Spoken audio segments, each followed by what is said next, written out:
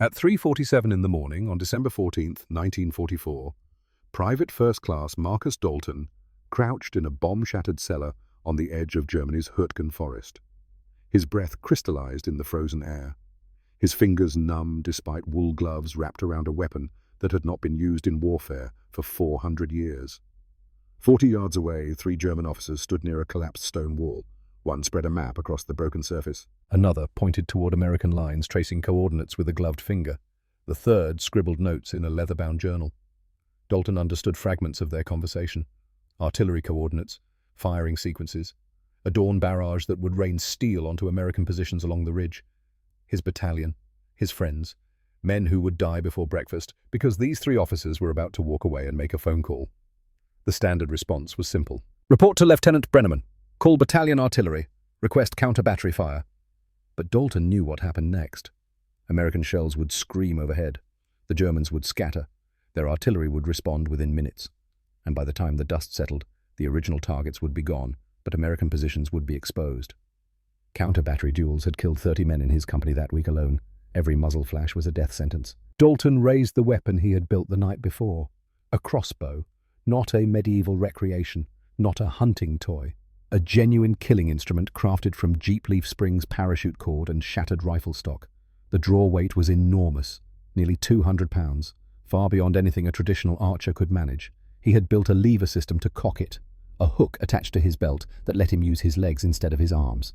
The bolt was a sharpened tent stake. 14 inches of steel with crude canvas fletching. He had test-fired once into a frozen tree. The bolt punched through 3 inches of solid wood. He aligned the crude sights on the nearest officer's center mass, adjusted for the slight downward angle, exhaled slowly. The world narrowed to 40 yards of empty space and the sound of his own heartbeat. He squeezed the trigger. The bolt vanished. For a fraction of a second, Dalton lost track of it against the grey dawn light. Then the officer staggered backward. Both hands went to his throat. No scream, no gunshot, just the soft thud of a body hitting frozen earth. Dalton was already reloading. Muscle memory took over. The movements he had practiced through the night, fumbling in darkness, now executed with mechanical precision. The second officer turned, saw his companion down, opened his mouth to shout. The bolt hit him in the chest before any sound escaped. He collapsed silently. The third officer ran. Wrong choice. He should have dropped flat, crawled, made himself invisible. Instead, he sprinted toward the tree line, map still clutched in his hand. Dalton led him by 2 feet, released. The bolt caught him between the shoulder blades. He managed 3 more steps before pitching forward into the frozen mud. 40 yards away, 3 German officers lay dead. Total elapsed time 8 seconds. Sound generated none, except impact. No muzzle flash, no rifle crack echoing through the forest. No coordinates for German artillery to target. Dalton sat behind the fallen timber, breathing hard, staring at the weapon in his hands. His first thought was about court-martial. Unauthorized weapon. Failure to report enemy contact through proper channels. Possible violation of the Geneva Convention. He was not sure if crossbows were specifically prohibited. He had never considered reading the laws of war. His second thought was simpler. It worked. But the path that led to this moment to 3 dead German officers and a weapon cobbled together from scrap metal had begun 9 years earlier, on the Philadelphia docks, where a 13-year-old boy learned that survival meant using what you had, not what you wished for. Marcus Dalton grew up in a row house on Mifflin Street, 3 rooms for 6 people. The smell of the Delaware River thick through the windows every morning. His father worked as a stevedore unloading cargo ships 6 days a week, coming home with calloused hands and a bent back. The pay was enough to keep the family fed. Nothing more. It was 1935. The Depression had not ended. It had simply become normal. The daily arithmetic of poverty, the constant calculation of what could be afforded and what could not. Marcus learned early that survival meant improvisation, adaptation, making tools from what others threw away. At 13, he worked alongside his father during summer months. He learned to splice cable, repair winches. He understood tension and load-bearing in ways most engineers never would. He absorbed physics through his hands, not through textbooks. The relationship between force and resistance, the behavior of steel under stress, the breaking points of different materials. He also learned to hunt rats. The docks teemed with them. Thousands of grey shapes scurrying through cargo holds and along pier supports. Management paid 2 cents per tail, a bounty system that supplemented wages for anyone willing to do the dirty work. Marcus could not afford a .22 caliber rifle. Ammunition cost money he did not have. So he built traps. His first designs were simple. Spring mechanisms salvaged from broken cargo lifts, triggers fashioned from door latches. But the early versions were noisy. The snap of steel drew attention. Scared away other rats before he could reset. He refined the mechanism over months, used wound steel cable instead of flat springs, designed a trigger so sensitive that the lightest touch would release it, but so secure that wind would not trip it accidentally. His best design used tension storage, a wound cable that released with enough force to kill instantly, silent, efficient, reusable. By 16, he was collecting 40 tails a week, $2.20 every Sunday morning. Enough to buy his mother fabric for clothes, enough to feel like he contributed. The skills seemed useless when Pearl Harbor changed everything. Marcus was 20 years old, working full-time on the docks.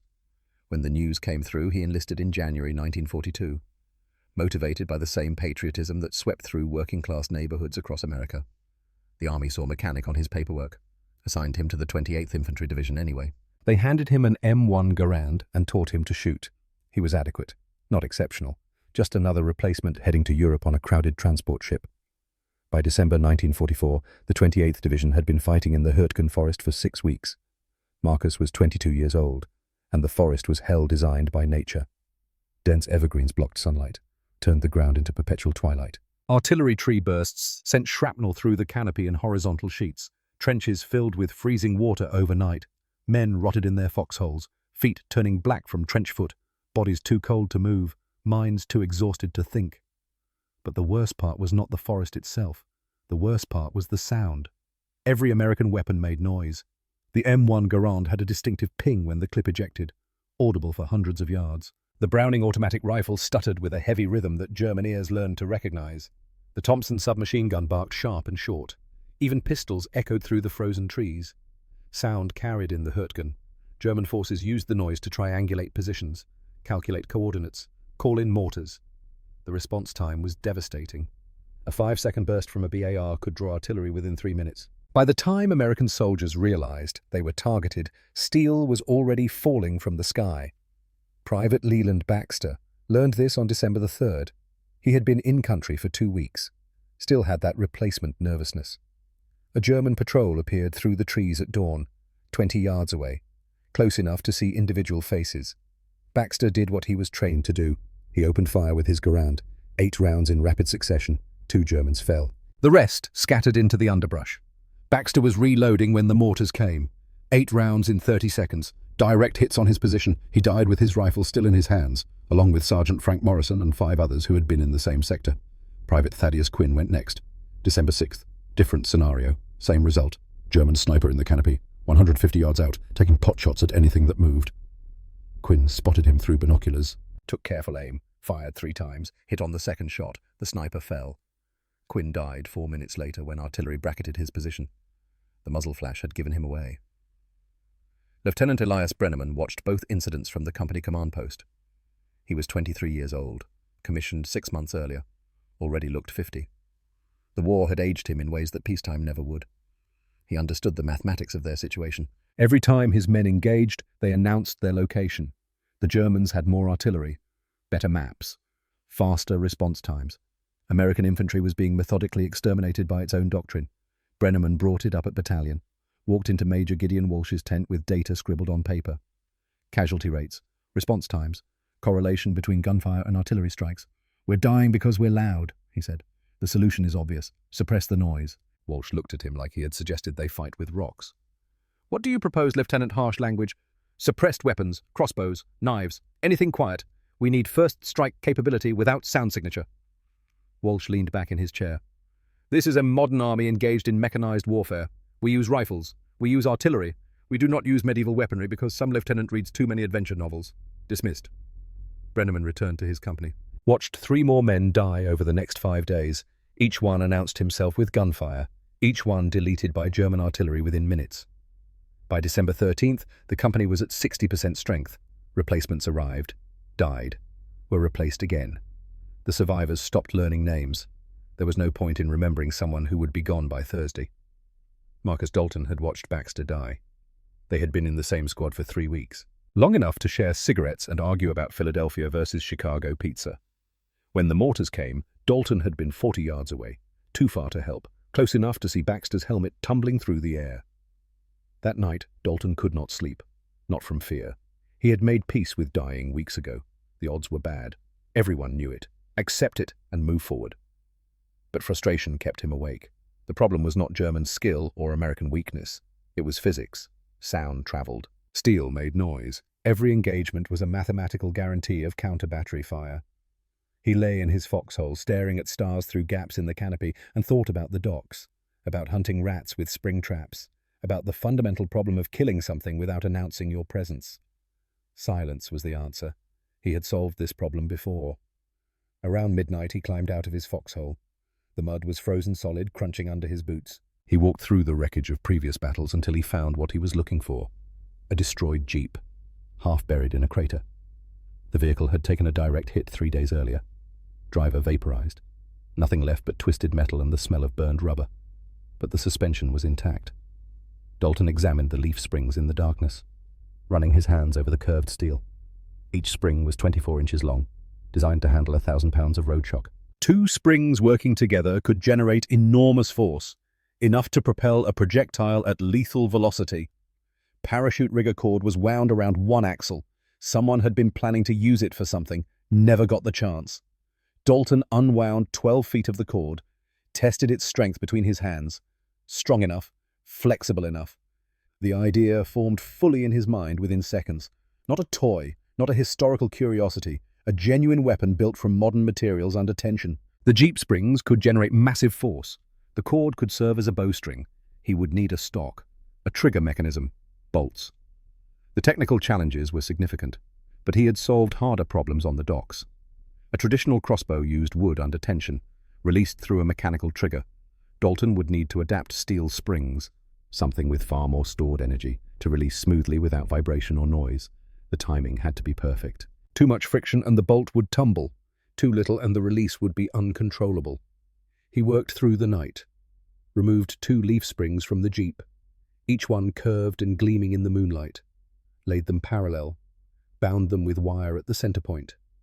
That created a double spring configuration with roughly 180 pounds of draw weight, more than twice a traditional crossbow, enough to punch through armor at close range. The stock was harder. He needed something rigid enough to handle the spring's force, but light enough to carry for hours through frozen forest. He found it in a shattered rifle stock from a destroyed M1. The wood was scorched but structurally sound. He carved a channel down the center for the bolt to rest in, attached the springs at the front using cable clamps from the jeep's hood. The trigger took hours. He needed a mechanism that would hold the drawn string under extreme tension, then release instantly without jerking. He built it from a door latch mechanism salvaged from a collapsed farmhouse, filed the catch point smooth, tested it 40 times before he was satisfied. Pull the trigger. The catch releases. The string snaps forward. Simple, reliable, no moving parts that could fail in the cold. By 3 in the morning, he had a functioning weapon. The string was parachute cord braided to triple thickness, anchored to the spring tips with figure-8 knots that would not slip under load. The draw weight was enormous. He could barely pull it back without mechanical advantage. His arms were not strong enough. He built a simple lever system, a metal hook that attached to his belt, connected to the bowstring by a short loop of cord. To cock the crossbow, he would hook the string, place his feet against the front of the stock, and straighten his legs. Body weight against spring tension. His legs could handle loads his arms never could. Bolts were the final piece. He made them from tent stakes, standard army issue, steel cylinders designed to anchor canvas in hard ground. He filed the points sharp, added crude fletching from strips of canvas cut from a destroyed tent. Each bolt was 14 inches long. Weighed about 4 ounces. Not aerodynamic, not beautiful, but dense enough to carry momentum, sharp enough to penetrate winter clothing and the flesh beneath. He test-fired once, aimed at a tree 20 yards away. The bolt punched through 3 inches of frozen wood, buried itself completely. No sound except the whisper of displaced air and the dull thud of impact. He stood there in the darkness, breath steaming, understanding what he had created, a weapon that killed in silence. The patrol on December 14th was supposed to be routine, reconnaissance into a sector the Germans had abandoned 2 days earlier. Lieutenant Brenneman led personally, took Dalton and 8 others, moved through the forest in a loose column. They found the cellar at 3:30 in the morning, what remained of a farmhouse. Walls collapsed, but the underground storage space intact. Brenneman set up an observation post, positioned men in a perimeter. Dalton took the northeast corner. Found a position behind fallen timber with clear sight lines across an open area about 60 yards wide. The rest happened fast. 3 German officers appeared, no infantry escort, walking openly with the confidence of men in secure territory. They stopped 40 yards from Dalton's position, spread a map, discussed coordinates, planned artillery strikes. Standard procedure, said report to Brenneman. Call battalion, request counter-battery fire. But counter-battery meant noise. Noise meant German response, and Brenneman's company had already lost 30 men that week to counter-battery duels. Dalton looked at the crossbow leaning against the timber beside him.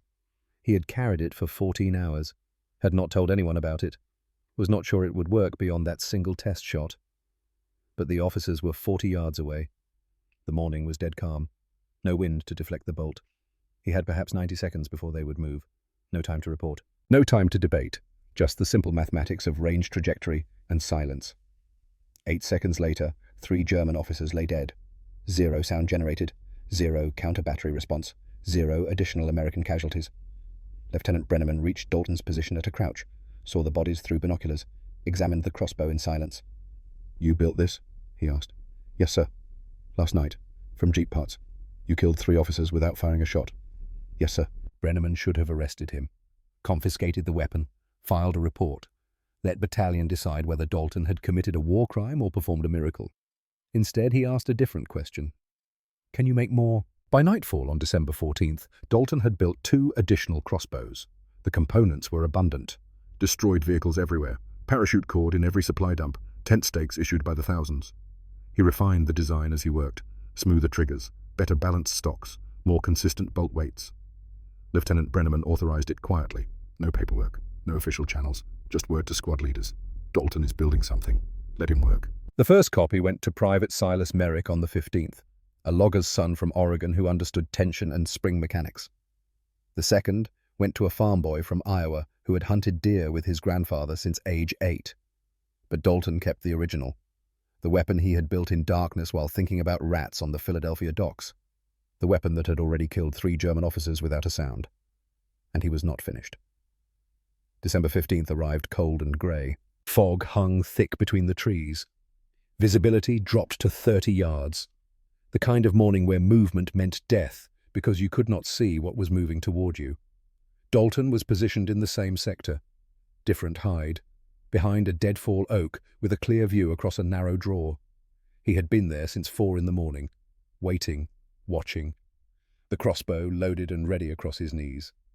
At 6:43, a German officer appeared through the fog, alone, no escort. Moving carefully but not cautiously. A reconnaissance officer doing what reconnaissance officers do, observing American positions, taking notes, preparing to report back. The man stopped 20 yards from Dalton's position, pulled out binoculars, began scanning the tree line where American foxholes were dug in. Dalton could see his face clearly, young, maybe 25, a thin moustache, wire-rimmed glasses under his field cap. The kind of face that belonged in a university library, not a frozen forest. The officer lowered his binoculars, pulled out a small notebook, started writing. His breath made small clouds in the cold air. His hand moved steadily across the page. Coordinates, observations, intelligence that would get Americans killed. Dalton raised the crossbow, aligned the sights. The range was closer than before, only 20 yards. He could see the individual buttons on the man's coat, could see the wedding ring on his left hand as he wrote. He squeezed the trigger. The bolt hit the officer in the upper chest, just below the collarbone. The man staggered backward, dropped the notebook. Both hands went to the wound. His mouth opened, but no sound came out, just a wet gasp. He fell to his knees, then onto his side, still trying to pull the bolt out. Still silent. It took maybe 10 seconds for him to stop moving. Dalton stayed in position for another hour. When he finally moved forward to check the body, he found the notebook in the snow. Detailed sketches of American positions, troop counts, weapon placements, the kind of information that artillery officers used to plan killing. He also found a photograph, tucked inside the notebook. A woman and 2 small children, a boy and a girl, both under 5 years old. The woman was smiling, the children were laughing. Dalton stood there looking at the photograph for a long time. Then he put it back in the officer's pocket, left the body where it fell, took the notebook back to Lieutenant Brenneman. That was kill number 4. December 17th brought freezing rain, the kind that turned everything into ice, made movement treacherous, made visibility even worse than fog. But it also made the Germans careless. 2 artillery officers appeared in mid-afternoon, moving through a clearing 800 yards behind German lines. Dalton had pushed deep that day, past American positions, into territory that was supposed to be secure for German forces. He was hiding in the ruins of a stone barn. Just walls, no roof, but good cover and excellent sight lines. The 2 officers stopped in the clearing, spread a map across a fallen log. One of them had a compass. The other was pointing, adjusting coordinates, planning firing solutions. Dalton watched them for 5 minutes, studying their routine, understanding the pattern. One officer would point, the other would write. Then they would confer, make adjustments, point again. They were planning artillery strikes, updating targeting data, the kind of work that had to be done in the open where you could see terrain and measure angles. The range was 45 yards, longer than any shot Dalton had taken before. The freezing rain was falling steadily, not heavy, but enough to affect trajectory, enough to make the shot uncertain.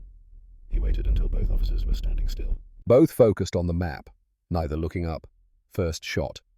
The bolt took the nearest officer in the side of the neck. He went down without a sound, just collapsed like someone had cut his strings. The second officer looked up, saw his companion down, started to reach for his pistol. Dalton was already reloading. 3 seconds. Hook the string, plant his feet, straighten his legs, load the bolt, aim. The second officer was turning, starting to run, starting to shout. The bolt caught him in the back, between the shoulder blades. He managed 2 steps before falling face first into the mud. Dalton stayed hidden for 30 minutes, watching, making sure no one else was coming. When he finally moved forward, he found the map still spread across the log. Artillery coordinates for American positions along a 2-mile front. Firing schedules. Ammunition allocations. 200 American soldiers had been scheduled to die under that barrage. Now they would not, because 2 German officers lay dead in the freezing rain, killed by a dock worker from Philadelphia with a weapon made from jeep springs. Kills 5 and 6. By December 18th, word had spread through the 28th Division. Something was happening. Germans were dying. Officers mostly, but also sentries, observers, radio operators, dying without gunfire, without explosions, just dying. The Germans were starting to notice too, starting to ask questions, starting to change their patterns. 16 crossbows were now operational, built by Dalton, distributed to men who understood patience, who could wait for hours in the cold, who could take a single shot and make it count. But Dalton was still hunting. December 18th evening, just after dark. Dalton was positioned near a German communication post, a command tent set up in a clearing with radio equipment and field telephones, heavy canvas walls, guards posted, officers moving in and out. He had been watching since mid-afternoon, learning the routine, identifying targets. At 1900 hours, a signals officer emerged from the tent, walked 20 feet to urinate against a tree. Standard routine. Happened every hour. Different officers. Same tree. The officer was 40 yards from Dalton's hide, standing with his back turned, vulnerable, alone. Dalton lined up the shot, waited for the officer to finish, waited for him to button his coat. The bolt took him in the back of the head, punched through the base of the skull, killed him instantly. He dropped without a sound, just crumpled into the snow. Dalton waited. No alarm, no reaction from the tent. The guards had not noticed. They were facing outward, watching for threats from beyond the perimeter, not from within it. For 6 hours, the Germans did not realize their signals officer was dead. They thought he had gone to relieve himself and wandered off. Maybe gotten lost in the dark. Maybe fallen into a shell crater. They did not find him until dawn. By then, 6 hours of radio communications had been disrupted, orders delayed, intelligence reports unsent. The entire German communication network for that sector degraded because one officer died silently behind a tree. Kill number 7. But the deadliest day was still coming. December 19th dawned clear and cold. No fog, no rain, perfect visibility. The kind of day that made everyone nervous because you could see everything and everything could see you. Except the Germans could not see what was killing them. 17 crossbows were in operation now, 23 trained users, men who had watched Dalton work, who had learned the patience required, who understood that silence was more valuable than volume. But Dalton was hunting bigger prey. Intelligence had reported a German tactical meeting scheduled for 1000 hours. Senior officers, battalion level, planning a major offensive. The location was a farmhouse 2 miles behind German lines. Well protected, guards posted, considered secure. Dalton reached the farmhouse at 0700, 3 hours before the meeting, found a position in a hay barn 100 yards away, settled in to wait. The officers arrived at 0930, 6 of them, 2 Hauptmanns, senior captains, the kind of rank that made decisions, that planned operations, that got men killed or kept them alive. They disappeared inside the farmhouse. Guards took positions around the perimeter. Dalton counted 8 guards, too many to take quietly, too many to approach. He waited. At 1100 hours the meeting broke. The officers emerged, standing in the farmyard, talking, relaxed, confident, in their own territory, surrounded by their own men, safe. 2 of the Hauptmanns stood apart from the others, conferring privately. Looking at a map one of them held, discussing something important enough that they did not want the junior officers to hear. The range was 70 yards, the longest shot Dalton had attempted, but the morning was dead calm. No wind, perfect conditions. He took his time, lined up on the nearest Hauptmann, a heavy-set man with iron-grey hair, probably 45, old for a combat officer, experienced, valuable. The bolt crossed 70 yards in under a second, took the Hauptmann in the chest. Center mass. He folded like paper, dropped the map, fell straight down. The second Hauptmann looked down, saw his companion, started to react. Dalton was already reloading. 6 seconds. Hook, plant, straighten, load, aim. The second Hauptmann was turning, shouting, reaching for his sidearm. The bolt hit him in the throat, went through. He fell backward, still trying to shout, blood filling his mouth, no sound coming out. Chaos erupted in the farmyard, guards running, junior officers scattering, everyone looking for the shooter, everyone expecting rifle fire, artillery, something they could identify and respond to. But there was nothing. No sound, no smoke, no muzzle flash. Just 2 dead Hauptmanns and a killer who had already disappeared into the forest. Dalton was back in American lines by 1400 hours. Reported to Lieutenant Brenneman. Described the scene, the panic, the confusion. "They have no idea what's happening," Dalton said. "They're looking for a sniper, for a rifle. They can't conceive of this." Brenneman nodded. "How many others today?" "I don't know, sir. I heard reports. Merrick got 3. The Iowa boy got 2. Maybe a dozen total across the sector. The Germans are pulling back their forward observers, restricting officer movement. They're scared." "Good." Kills 8 and 9. 2 Hauptmanns, the highest value targets Dalton had taken. The kills that broke German confidence in that sector. But there were others operating now. 23 men with 16 crossbows, hunting across a 6-mile front, killing sentries, observers, radio operators, machine gunners, anyone who presented a target. By the end of December 19th, 34, Germans had died in complete silence. 34 men who never heard the weapon that killed them, who never saw it coming, who died wondering what was happening, and the number kept climbing. December 20th was different. The Germans had adapted, pulled their observation posts back 200 yards, restricted solo patrols, required officers to travel with escorts, made themselves harder to kill. But harder was not impossible. Dalton killed 3 more that day. 2 sentries at dawn, a forward observer at dusk, each shot carefully planned, each target isolated, each kill silent. Others killed 10 more, 13 total for December 20th, bringing the 6-day total to 83 confirmed kills. 83 Germans dead. Not a single gunshot fired, not a single muzzle flash, not a single American position compromised.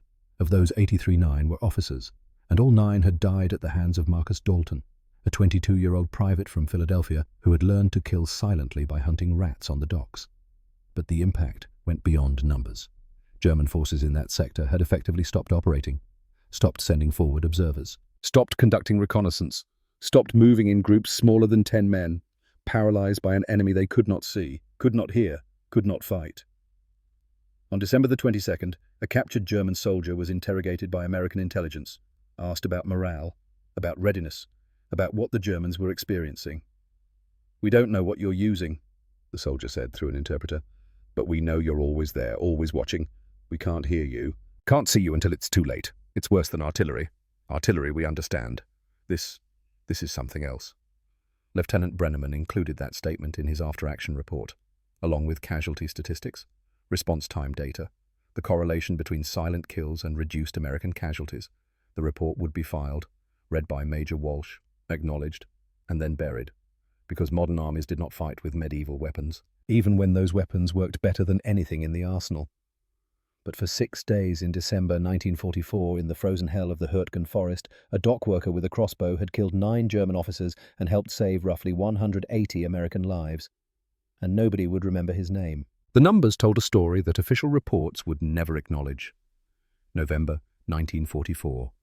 Hürtgen Forest Sector, 28th Infantry Division, 247 combat engagements, 1,156 American casualties, 38% of division strength, 189 German counter-battery responses.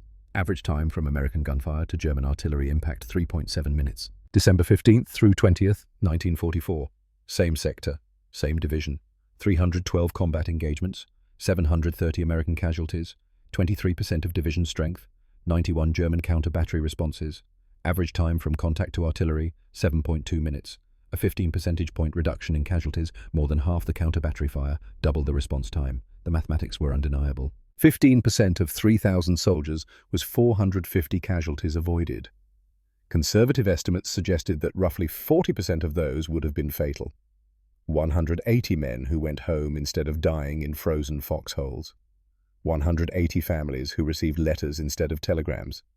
180 futures that continued because a dock worker from Philadelphia understood that silence saved lives. But the men who calculated those numbers never asked why the change happened, never investigated the correlation, never connected the dots between 83 silent kills and plummeting casualty rates. They simply noted improved tactical awareness and moved on. At the center of it all was Marcus Dalton, 22 years old, private first class, no formal education beyond 8th grade, no engineering training, no military honors. Just 9 confirmed kills with a weapon he had built from jeep springs and parachute cord. 9 kills that changed the tactical equation for an entire sector. That saved 180 American lives. That demonstrated a principle the Army would spend decades refusing to acknowledge. Silence was a weapon. Maybe the most effective weapon in the forest. Lieutenant Elias Brenneman understood that truth. Understood it would die with the war unless someone documented it. Unless someone forced the Army to look at what one private had accomplished with trash and determination. On January 8, 1945, Brenneman sat in a freezing command tent and typed his report.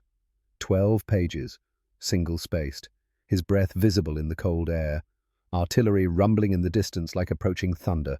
He documented everything: the crossbow design, the 83 confirmed kills, the casualty reduction, the German paralysis, the tactical revolution that had emerged not from headquarters planning, but from a foxhole in December.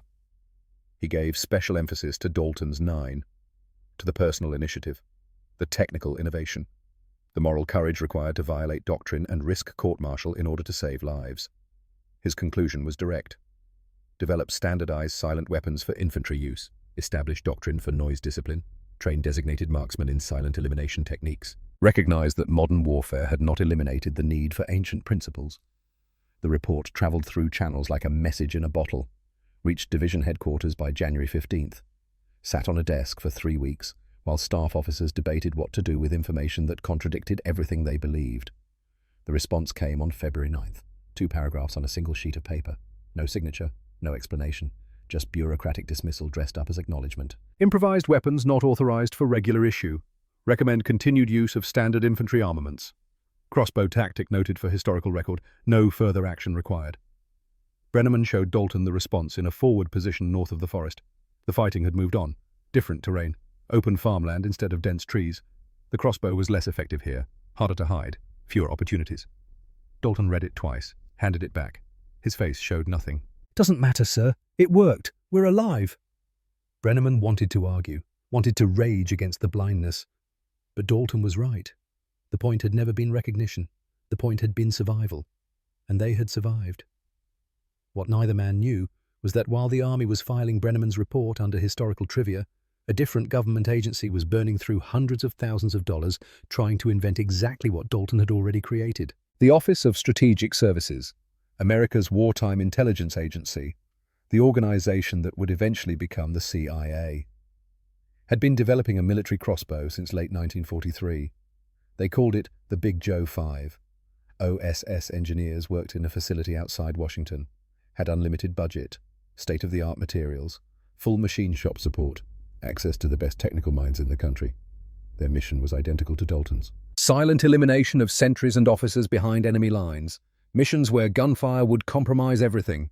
They designed 47 different prototypes over 18 months, tested each one extensively, documented every modification, filled 4 filing cabinets with technical specifications and performance data.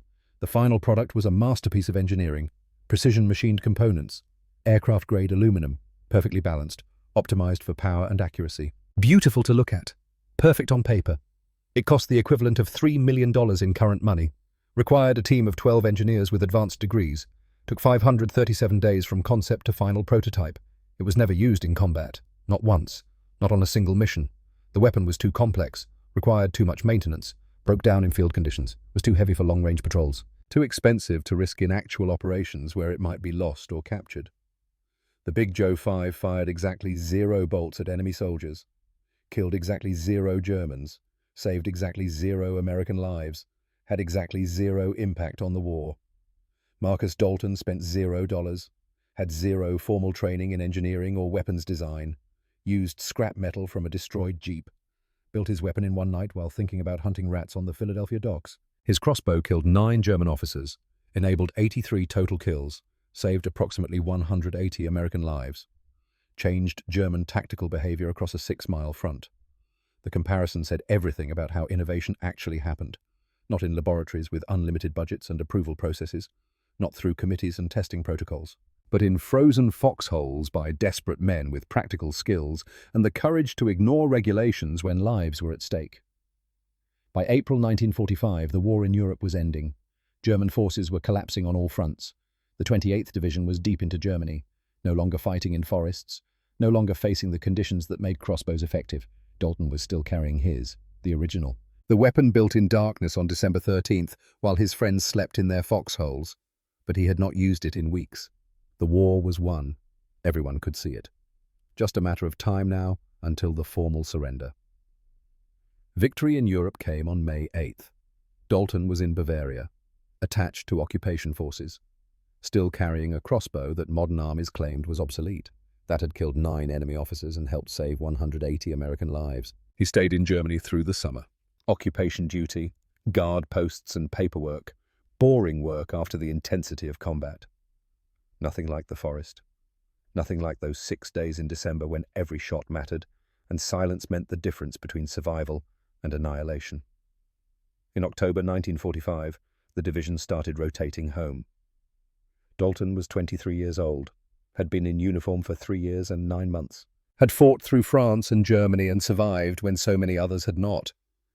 He took his discharge at Fort Dix, New Jersey, received his separation pay, $263, was handed a train ticket to Philadelphia and told thank you for your service. The gratitude sounded sincere, meant nothing, was forgotten before he left the building.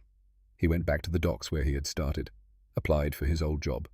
The foreman remembered him, remembered his father, knew the family. Hired him on the spot, without questions or hesitation. The work had not changed while he was gone, unloading cargo ships 6 days a week, coming home with calloused hands and a bent back. The same job his father had done for 30 years, the same job Dalton would do for the next 32. The Delaware River still smelled the same. The rats still needed killing. The poverty was still there, just quieter now, less desperate. The Depression was finally over. But for working-class families in South Philadelphia, prosperity was still something that happened to other people. He married in 1947, a woman named Irene from the neighborhood. They had known each other before the war, had gone to the same church, grown up 4 blocks apart. She was 25. He was 25. They married in a small ceremony at St. Monica's, reception in the church basement, 70 guests, mostly family and dock workers. Irene asked him about the war once, on their wedding night, lying in the darkness of their new apartment, wanting to know what he had seen, what he had done, whether it still haunted him. He told her he had been infantry, had fixed things when they broke, had come home, that was all. She never asked again, learned quickly that some things her husband would not discuss, that the war was a locked door he had no intention of opening. They had 3 children, 2 boys and a girl. Lived in a row house 4 blocks from where Dalton had grown up. The house on Mifflin Street was gone, demolished in 1958 for highway construction. But the new place was similar. 3 rooms, 6 people when the children were young, the smell of the river through the windows every morning. Dalton never talked about the war, not to his children, not to his co-workers, not to anyone. When asked which was rare, he would give the same answer. Infantry. Fixed things. Came home. His children grew up knowing their father had served, knowing nothing about what he had actually done, about the 9 men he had killed, about the 180 men he had saved, about the weapon he had built and the doctrine he had changed and the lives he had altered with silence. There were no medals to display, no commendations, no unit citations that mentioned his name. His service record listed him as mechanic infantry honorably discharged, no special notations. No recognition of the innovation that had changed tactical warfare in an entire sector. He did not attend reunions. The 28th Division held them every year, posted notices, sent invitations. Dalton threw them away without reading them. Most of the men he would have reunited with were dead anyway. Baxter, Quinn, Morrison, others whose names he had stopped learning because they died too quickly to remember. Lieutenant Brenneman survived, became a high school principal in Canton, Ohio. They exchanged Christmas cards for a few years. Brief notes about family and weather. The connection to the war faded with each passing year. Life moved on. Eventually the cards stopped coming. Neither man reached out to restart the correspondence. The crossbow stayed hidden in Dalton's basement workshop, wrapped in canvas, stored in a corner behind paint cans and broken furniture, oiled and maintained once a year on December 14th, the anniversary of the first kills. He would unwrap it carefully, check the springs for rust or weakness, test the trigger mechanism, run an oiled cloth along the wood, replace the canvas wrapping, put it back in the corner. It was a ritual with no witnesses, a private ceremony connecting him to 6 days when he had been 22 years old and had killed 9 men to save 180 others. His children did not know about it.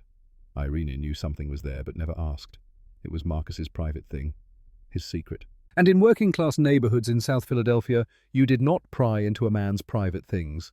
You gave him space for whatever he needed to carry. The years passed. The children grew up, left home, started their own families. Dalton kept working the docks until his body could not do it anymore, retired in 1986 at 64. 3 decades of lifting and hauling had destroyed his back. Arthritis had claimed his hands. He spent his retirement in the garage, working on small projects, fixing things for neighbors, staying busy because idleness felt like death. On a Tuesday in November 1989, he was working on a neighbor's lawnmower. The engine would not turn over. Dalton suspected a fouled spark plug, was reaching for a wrench when the pain hit, massive, crushing, like someone had driven a railroad spike through his sternum. He managed 2 steps toward the garage door, tried to call for Irene. His legs failed. He went down hard, face against the concrete floor, unable to breathe, unable to move, watching his vision narrow to a tunnel and then to nothing. Irene found him 4 minutes later, called the ambulance, rode with him to the hospital, held his hand while doctors worked frantically. But there was nothing they could do. The damage was too extensive. His heart had simply given out after 67 years of steady beating. Marcus Dalton died at 1700 hours on November 14, 1989. 67 years old, 45 years to the day after he had killed his first 3 German officers in the Hürtgen forest. The irony was not lost on Irene. The universe had a sense of timing. His children came home for the funeral, gathered in the row house to sort through their father's things, dividing possessions, deciding what to keep and what to discard. The ordinary archaeology of death that all families eventually perform. His daughter Eleanor was cleaning out the basement workshop when she found it, wrapped in canvas, tucked in a corner behind old paint cans. Heavy, awkward, strange. She unwrapped it carefully, stared at the weapon, tried to understand what she was seeing. Springs and wood and cord, clearly handmade, clearly old, clearly important enough that her father had kept it hidden for decades. The springs were still functional, the string still tight, the trigger mechanism still smooth. Whatever this was, it had been maintained, cared for, kept ready for something that never came. There was a note tucked into the canvas wrapping, written in her father's careful handwriting on a scrap of paper yellowed with age. 9 men. Germany. Keep it. Eleanor sat on the cold basement floor, holding the crossbow and the note, trying to piece together what it meant. Her father had never talked about the war, had deflected every question, had taken his stories to the grave along with whatever this weapon represented. But 9 men were dead, killed by her father, in Germany, 45 years ago. She brought the crossbow upstairs, showed it to her brothers, showed them the note. None of them knew what to make of it. Their father had been a dock worker, quiet, hard-working, unremarkable, the kind of man who lived his entire life in a 4-block radius and never asked for anything.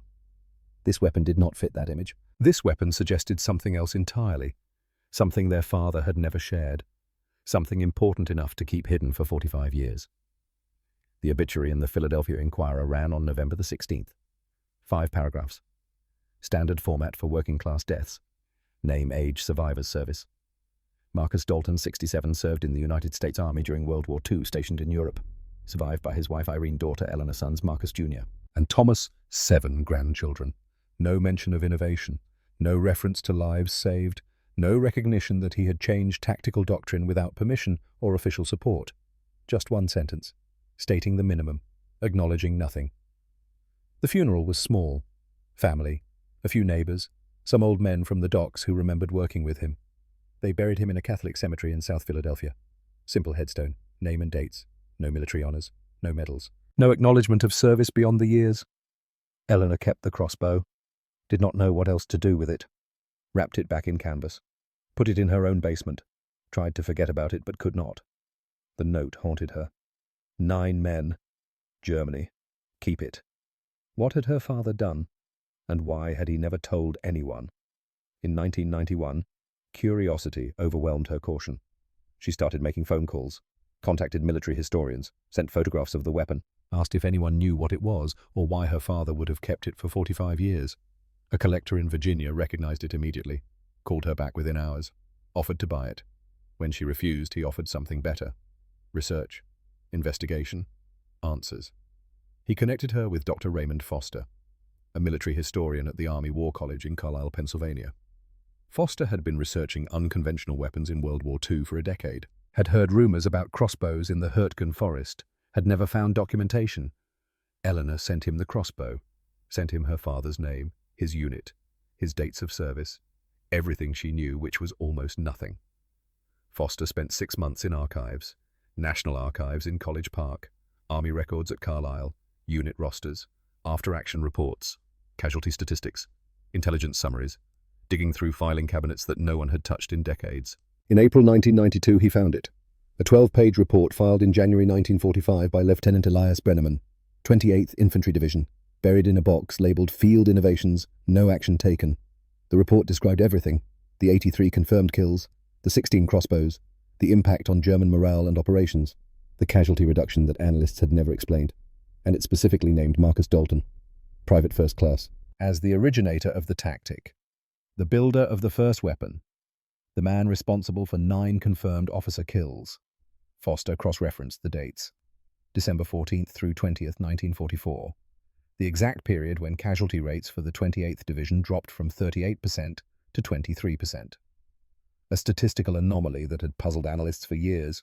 He kept digging, found more OSS files on the Big Joe 5, declassified in 1987. The prototype crossbow that cost millions and accomplished nothing. The contrast was devastating. Government engineers with unlimited resources producing failure, while a dock worker with scrap metal produced success. He compiled his findings into a 30-page academic paper, published it in the Journal of Military History in March 1994, titled it Silent Warfare, Crossbow Tactics and Casualty Reduction in the Hurtgen Forest, December 1944. The paper was exhaustively researched, meticulously documented, peer-reviewed and accepted. It named Marcus Dalton, described his background, his innovation, his 9 kills, his impact. It calculated conservatively that his crossbow tactic had saved between 150 and 200 American lives during the final months of fighting in Europe. That calculation assumed the casualty rate would have remained constant without intervention. The actual number might be higher. Every German officer eliminated silently meant artillery strikes that never happened, American positions that were never compromised, companies that were never caught in killing zones. The ripple effects were impossible to calculate precisely, but they were real, documented in the numbers even if the cause had been invisible. The paper was read by perhaps 200 people: military historians, graduate students, specialists in unconventional warfare. It won no awards, generated no headlines, changed no doctrine, but it preserved the truth, gave Marcus Dalton what the Army never had: recognition, acknowledgement, a place in the historical record. Foster mailed a copy to Eleanor in June 1994. included a letter explaining what he had found, what her father had done, what it meant. Eleanor read the paper in her living room on a Sunday afternoon, crying, understanding for the first time what her father had carried in silence for 45 years. 9 men dead by his hand, 180 lives saved by his innovation, a contribution to victory that no one had bothered to acknowledge while he was alive. She sat there for a long time, holding the paper, thinking about her father, about the quiet man who came home tired every night, who never complained, who never asked for recognition, who kept a weapon wrapped in canvas in the basement and maintained it every year on the anniversary of the day he had first used it. The next morning she drove to the cemetery, brought flowers, sat on the cold ground beside his headstone, talked to him for the first time about the war. "You saved 180 men," she said quietly, "and you never told anyone, never asked for anything, just came home and went back to work like it never happened." She thought about the years, the silence, the crossbow maintained in secret, a connection to something too important to forget, but too painful to discuss. "I understand now," she whispered, "why you never talked about it, why you kept it hidden.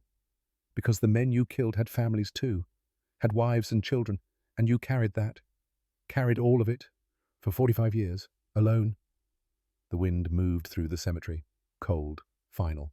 She stayed until sunset, then drove home. She called the Smithsonian the next day, donated the crossbow to their collection in 1995. They accepted it for the Military History Archives, catalogued it, stored it in climate-controlled facilities in Maryland. It has never been displayed, probably never will be. Just one more artifact among millions, one more story deemed too small for public exhibition, too complicated, too uncomfortable, too honest about how wars are actually won. But the weapon exists. And the documentation exists. And the truth exists, preserved in academic journals and archive boxes for anyone willing to look. The broader lesson extends beyond Marcus Dalton, beyond the Hurtgen Forest, beyond World War II. Innovation in warfare rarely comes from engineering laboratories or strategic planning sessions. It comes from enlisted men facing immediate problems with inadequate solutions, from mechanics who understand materials and physics, from soldiers desperate enough to try something absurd because conventional methods are killing their friends.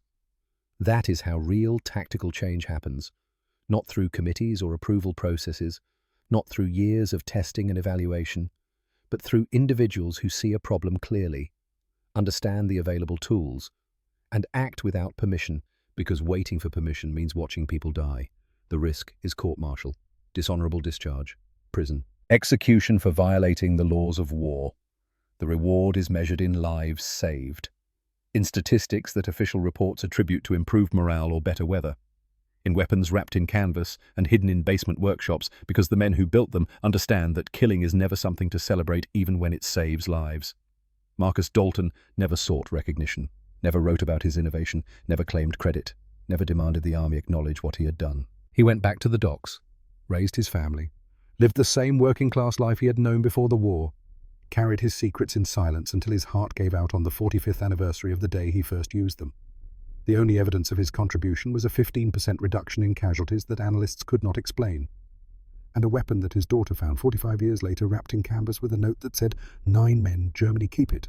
That is the real story. Not dramatic moments of violence or tactical genius, but the quiet humility of a man who solved a problem because it needed solving, who saved lives because he could, who returned to ordinary existence without expecting anything in return, who understood that the men he killed to save his friends were human too, and carried that burden alone for the rest of his life.